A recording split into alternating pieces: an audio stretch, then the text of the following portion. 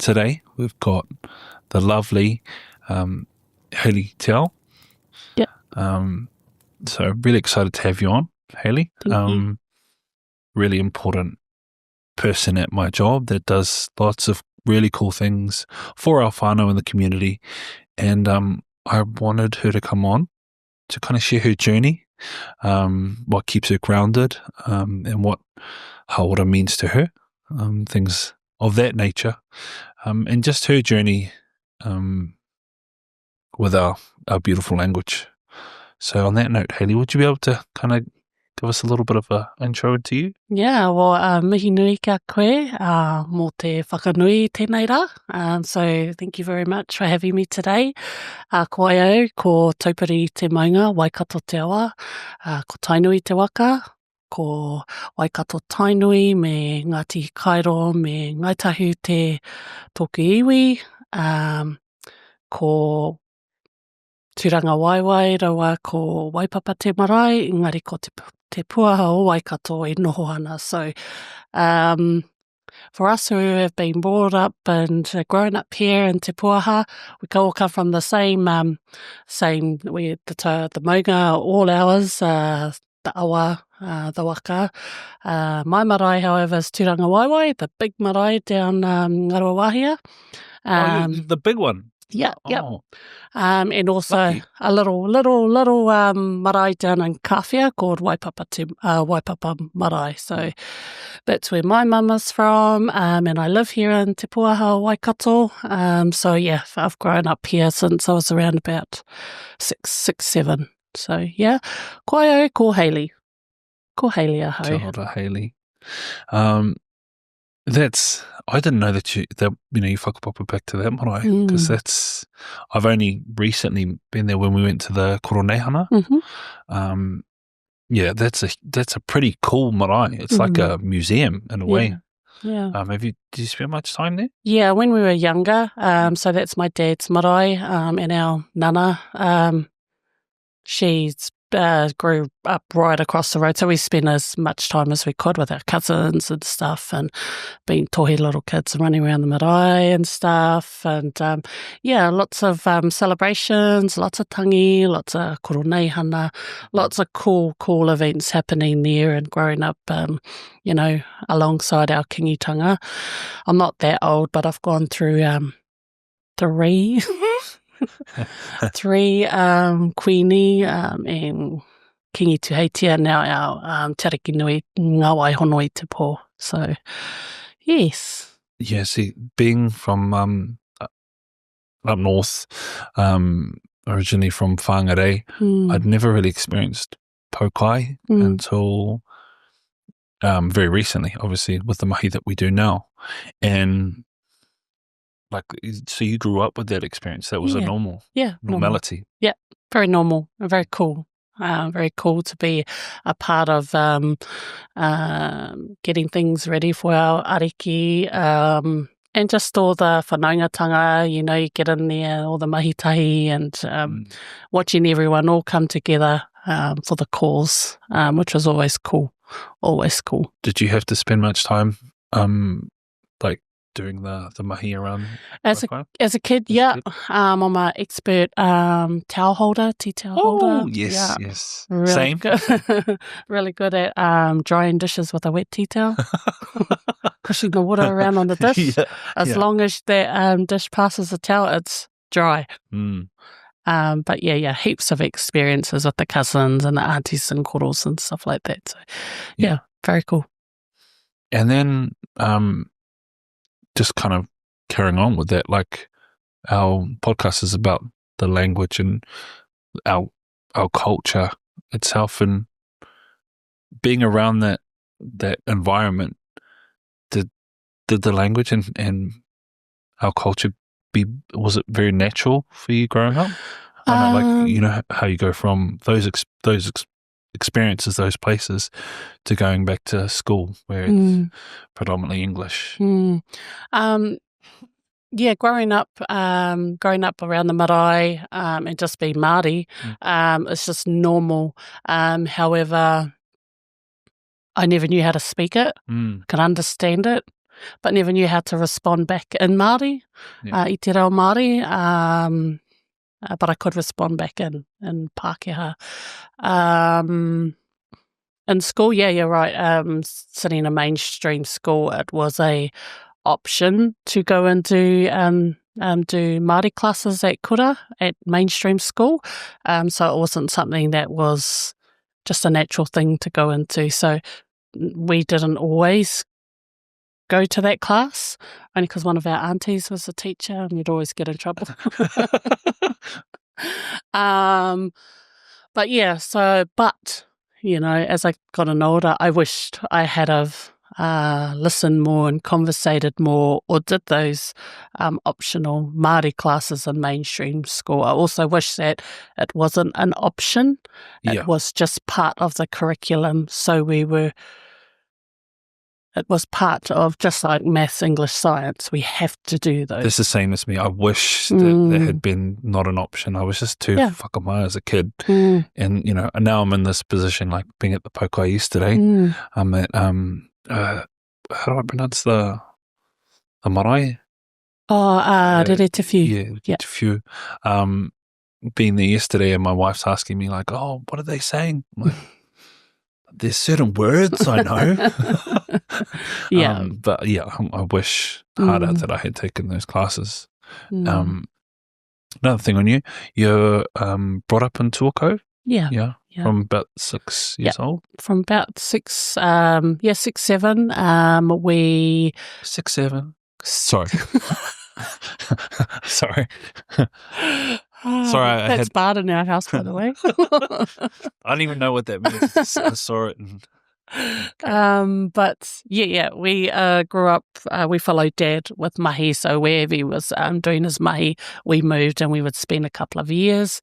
So not too much travel around New Zealand, but our final destination was Tuakau. And we did our schooling there, grew up, got a boyfriend, got married to said boyfriend, and had our babies. And he's grown up in Tuakau. He's from Tuakau. He's but grown up there from such a young age. I part of the furniture. Yep. So this is for the listeners out there. Probably the next 2 or 3 episodes is going to be similar kōrero because everybody seems to be from Tuakau, which is really cool. It's given me the opportunity to learn more about the place. It's such a beautiful, small but beautiful town. Or is it a town or is it a little town? So you grow up in Tuakau. You do your schooling over there. And at what point did you move to Australia? What age? So my husband and I, we had our first baby when we were, I was 21 and 23. We moved to Perth, Australia when I was 23, 4. And we spent almost 20 years there in Perth. So we went over with 1 kid and came back with 3 extra. So we had 3 babies over there. They are now, I've got a 24-year-old, 18, 16 and 9. That's our Oopsie baby. She surprised us. Don't know how she came about, but she popped up. But we moved there, spent all those years over there, had whānau over there, grew up and loved life over there. Then we moved back because COVID said, the world's going to shut down. So we freaked out, we sold up and then came back. But it was a good, I think it was a calling that was coming anyway. So we moved back to our whenua, my husband's whenua, which is located in Onewhero. So over the Tuakau Bridge, up the hill, which is about 20 k's out from Pukekohe. Awesome. Yeah, so, and we love it. We literally live off the grid. We live off solar power generators and we pump our water from a puna or a stream. Cows, sheep, pigs, all that sort of stuff. So, yeah, and we love it. It's a lot of hard work, but we do it and we love it. I don't know, the kids love it. They've got no choice because they've got no... You're telling me about like the kids because you don't have this Wi-Fi. We don't have Wi-Fi. They've got to ration their data. And I change my hotspot password every week. I've had some passwords that probably I won't repeat on on here, but yeah. So yeah. You kind of fast forwarded through your experience. Sorry. No. It's all good. Fast forwarded through your experiences in Australia, and what we have to remember when we go overseas is that this is more for the listeners, is when we're away from our own whenua,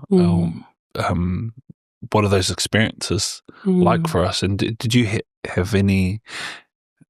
20 years is a long time. Did you have any kind of like disconnection from the culture? I think as the times went on, as we were living in Perth and seeing how our Māori was Māori language and stuff through Māori television and things like that were evolving here in New Zealand. So looking in from Australia, for me, and I think it's with a lot of whānau as well, there's a yearning to be part of that. Because you would have gone over before Māori television started, because that was 2003, right? Yeah, just on Māori television, it just started. So it was kind of still in its its baby stages at the moment at that time. But yeah, and then just seeing some of our kids, our babies starting to kōrero i te reo. You start to have a little kind of a yearning to be part of that journey. A lot of our whānau, when they move over to Australia, I don't know if it's a look thing or them wanting to have part of their Māori with them. A lot of them start to get tāmoko and stuff like that on their bodies. I thought you were going to say they start getting the Australian twang. I don't know if it's our Māori boys trying to pull in the Australian girls, but that also works as well. Yeah. But yeah, for me, I had a real yearning to start. I've always I want to learn.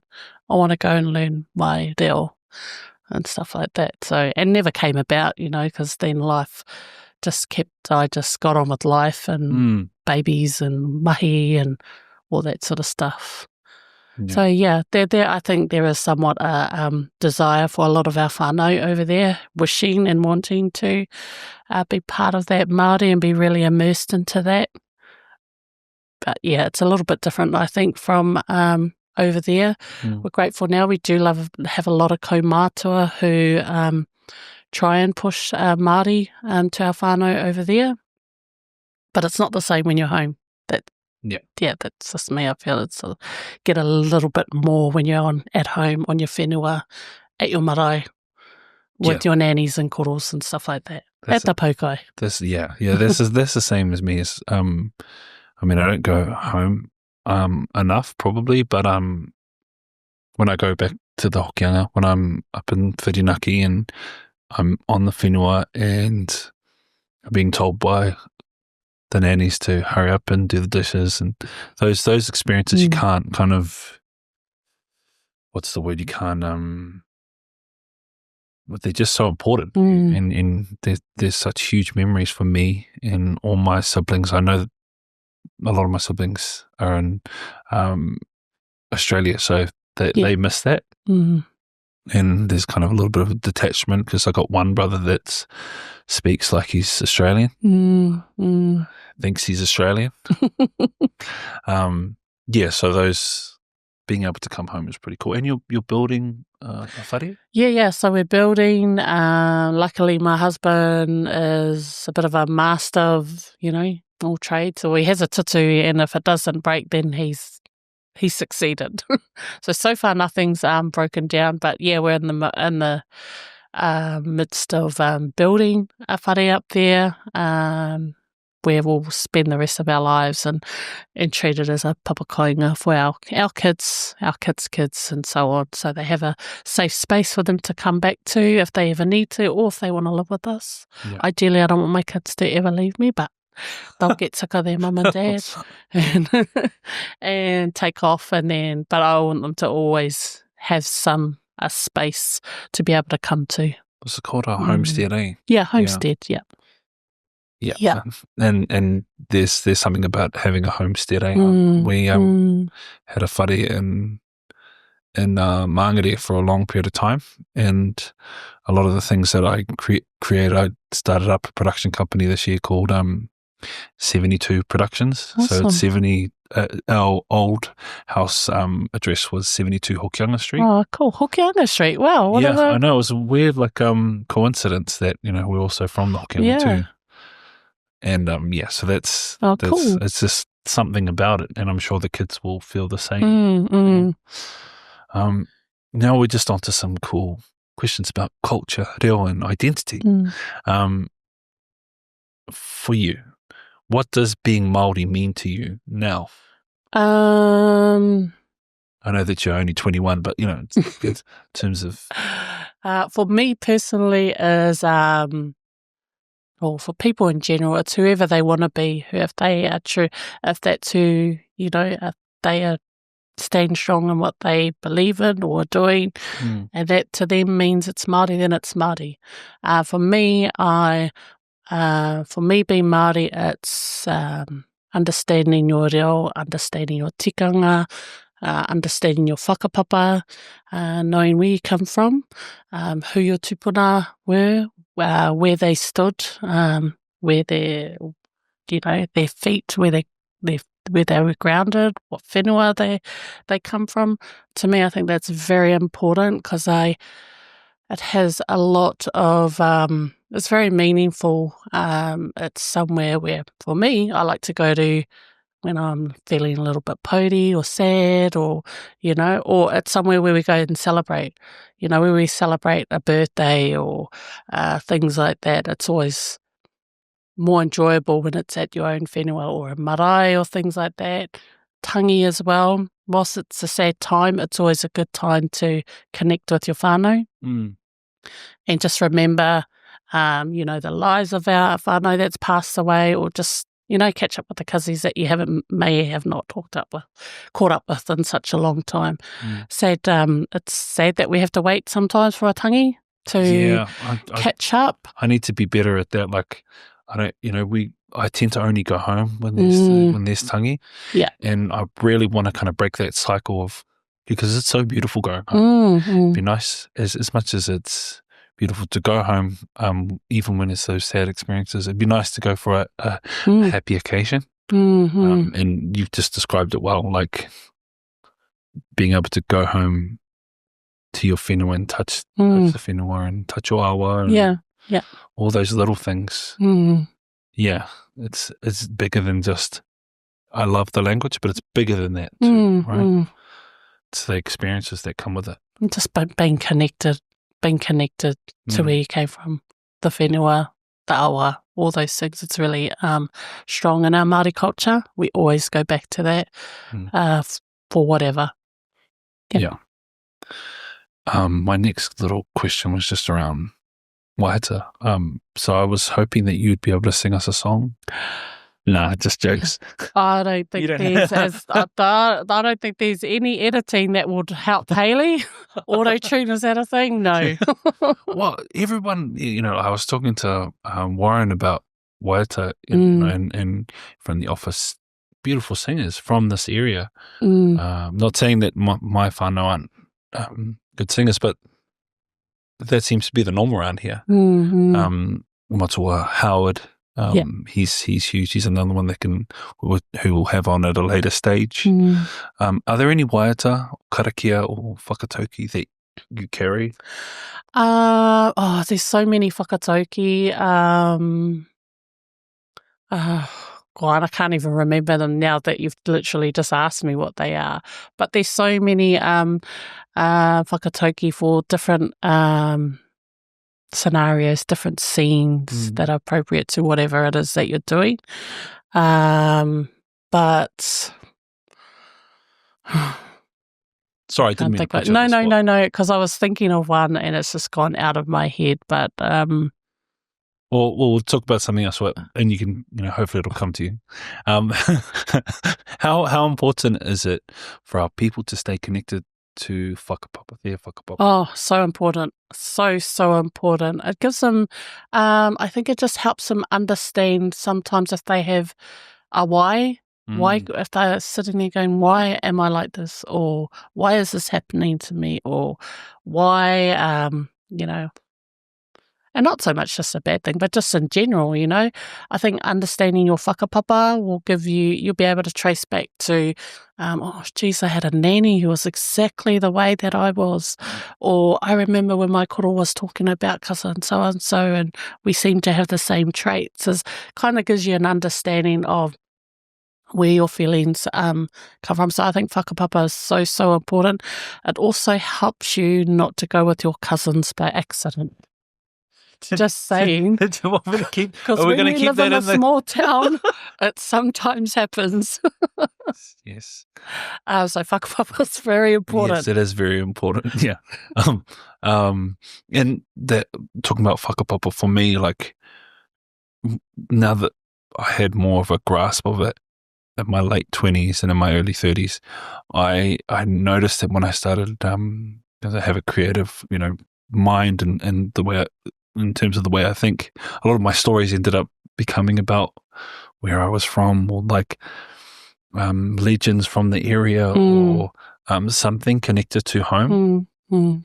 And I remember one of my lecturers at uni was like, I know that you're like talking about, where you're from, but, have you got anything else? I'm like, no, but these are what is important to me right now, and who I am, and I carry it wherever I go. So it's the same for anyone that now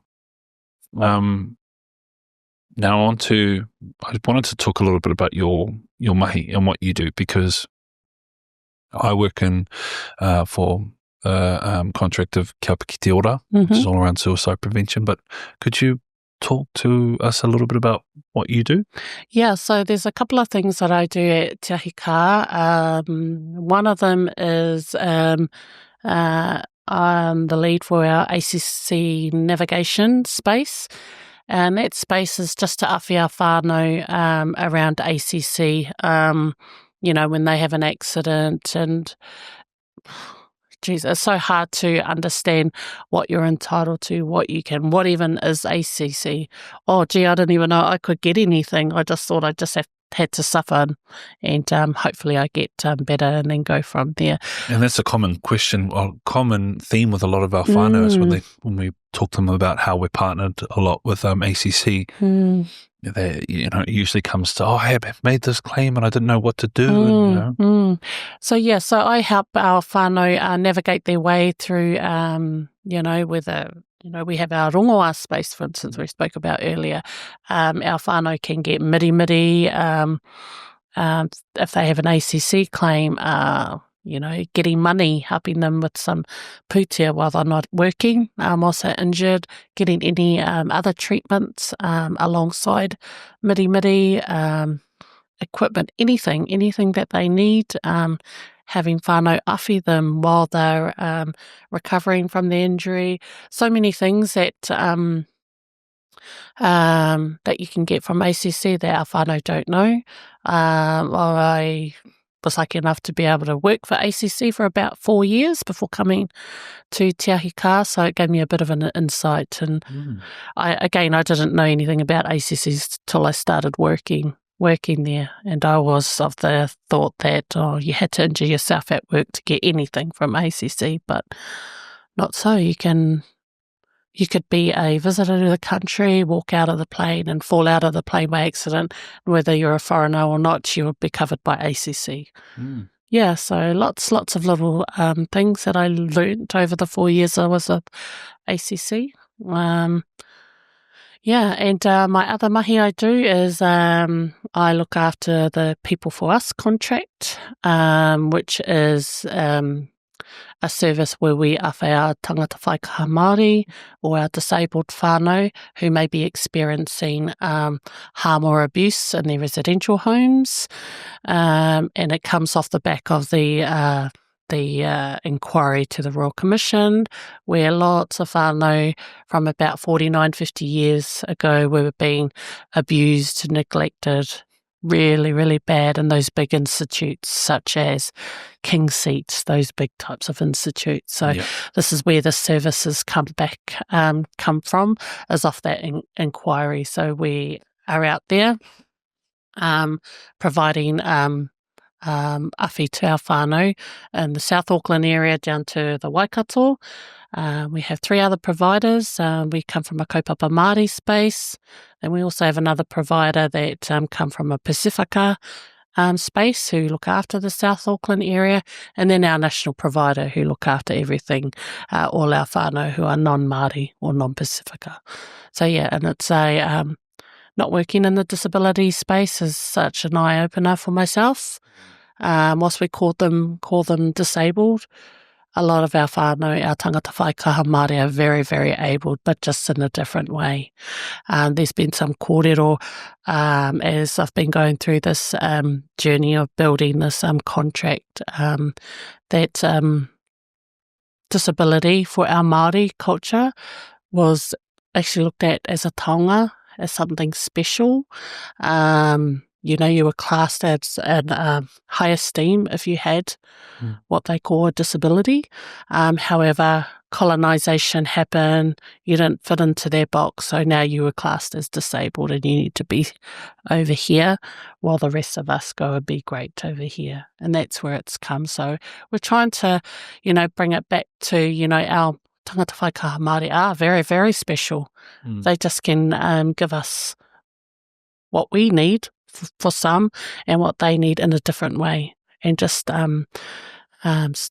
understanding that and acknowledging that has been a real eye-opener for me and a real beautiful, beautiful experience. And that's a huge contract too, because you're not just here as well, you're in Kirikiriroa as well? Yeah. So we have a small office, or we lease an office space down in Kirikiriroa.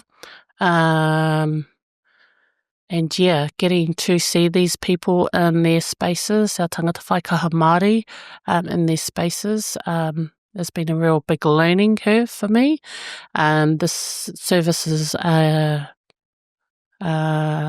led by our tangata whaikaha Māori, so we've purposely hired our tangata whaikaha Māori to awhi our whānau in these residential spaces. We look at it as, I guess you wouldn't go to a reo class, and look, there may be some out there, but if we had a Asian whānau teaching us reo Māori, teaching us tikanga Māori, you'd be like, eh? So same sort of thing with our tangata whaikaha Māori. So it's a service led by them for our tangata whaikaha Māori. So it's an experience, and we're slowly starting to kick off and get referrals and things like that. Our ultimate goal is to allow them to be living their lives the way that they want. Yeah. And that's puts us a burden, but it's a heavy load to have on your. How have you dealt with kind of looking after yourself while being able to juggle these 2 huge roles? 2 huge spaces.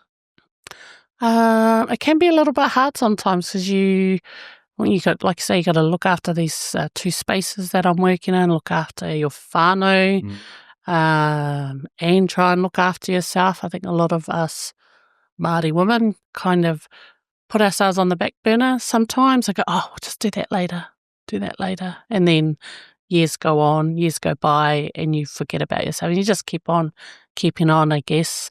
And I guess that's where those burnouts, if you don't look after yourself, you have those burnouts, or you have those moments where we just lose our stuff. We crack it, and then and it's not always nice, but it's we forget about ourselves. And I think we have to look at that, I guess, on a plane when they do the whole safety check, they always say, with the mask come down, put your mask on first before you put on anybody else's. And I think that's something that we kind of try and adopt as working mama or just working people, you know, look after yourself because you're no good to anybody else if you're not good before you look after anybody else. Similar to that training that we did with Life Keepers, where it was talking about the levels of anxiety that we have. You know, if the waters are too high, then you start drowning. And on many occasions this year, and this is just learning for me, I felt like I was drowning at times, and I was really lucky to be under Crystal and have Dan's and then everybody at Mahi to kind of give me the tools to look after myself, because you're holding space for whānau that are hurt, you know, in different ways, and similar to you. Were there any times this year that you felt like you struggled, and what were your tools that you used kind of to keep yourself balanced? Oh yeah, there's many times where I've nearly lost my stuff. Last year I started doing reel classes. So I started reel classes, and that seemed to be a form of therapy for me. Oh yes, that's right. Stuck into my reel. One of the ladies that met at the Pukekohe, she was a Pompey. She's in your class. She won. Jean. That's the one. Yeah. So we do our reo Māori through the wānanga. So that's been a real that's been therapy for me, and it's been so good to be part of that. Also my friends, my girlfriends. My girlfriends are the ones that I've grown up. I've been friends with them since I moved to Pukekohe, so 21 years. So they're my go-to. They are, however, my friends who will tell me whatever I want. So sometimes not always the best advice, but they still do keep me grounded as well. But got your back. You know, yeah. But they're great. Yeah, they definitely are people that I do turn to a lot. And my reo Māori has definitely been part of a huge therapy for me as well. When because things do get heavy all the time. Yeah. And so that's something that I really turn to a lot. My reo has been really helpful for me, actually. I had no idea that question was going to tie in really well to the podcast. That was beautiful. And one of the things that we've talked about kind of over the last couple of months too is, you know, your journey as a wahine toa, you know, your experience from going to Aussie, having your babies, and because that is, in a way, it's a beautiful type of mahi, but it can be strenuous. What would you say to our wahine who feel like they have to be strong all the time? You know, is there kind of some sort of message that you can give? Oh, I just say you don't have to. Hi. You don't have to be strong. Yeah. You know, I know our babies and our husbands, they all rely on us very heavily. But it's okay not to be okay. You know, it's okay to say to your kids, hold up, go to your dad, or just, you know, just let me be me for a little bit, and it's okay. You're not letting your kids down. You're not letting your whānau down. It's all right, because it's looking after yourself first before you look after your whānau. If you do have that time to be able to whakata or to just rest in your own space, gather your thoughts, whatever it might be, however it might be, then do it. For me, I've struggled with finding that time because I always feel guilty. But I feel if I do have that space, I come back and I'm nicer to my kids and my husband. I'm not grumpy. I'm not that grumpy mum, and I'm sure all mama feel like that, you know, and they shouldn't have to feel like that too. Yeah, that's right. Yeah. But I really do believe that you need to look after yourself, and it is okay to be selfish at times as well. That's beautiful. my last question before we wrap things up is kind of follows on from that. What do you hope our next generation know about themselves? I want them to know that our babies are worthy. Whatever it is that they're doing, success comes in so many different forms. It's not the big high-paying jobs, flash cars, flash houses, and the travel. It's who you want to be, and as long as you're happy with who you are and you're content with what you're doing, then go and be great at whatever it is that you choose to do. And know that your whānau are out there to offer you whatever it is. Be great and stand strong in what you're doing. And represent yourself and your whānau the best way that you know how, and your tupuna as well. That's beautiful. Well, on that note, Hayley, thank you so much for your kōrero. Thank you. I find that everybody at Te Ahi Ka, and this is not me talking up Te Ahi Ka, Dans, if you see this, I am in a way, but I genuinely feel that the people that are at Te Ahi Ka are doing some of the most giving and amazing work for our community, and I think that speaks to your kōrero around the mahi that you're doing, and how I just think that everybody at our job is amazing, and everybody's there for a reason. It's really, really cool, and I'm really thankful for you for sharing your story. Okay, thank you for having me. Cool. And on that note, just the last thing that I would love to get you to do is just a karakia to finish us off. Mi noi tātou, kia tātou katoa, te ata whai o tō tātou ariki a iu karaiti, me te aroa o te atua, me te whiwhinga tahitanga, ki te wairua tapu, ake. Āmeni.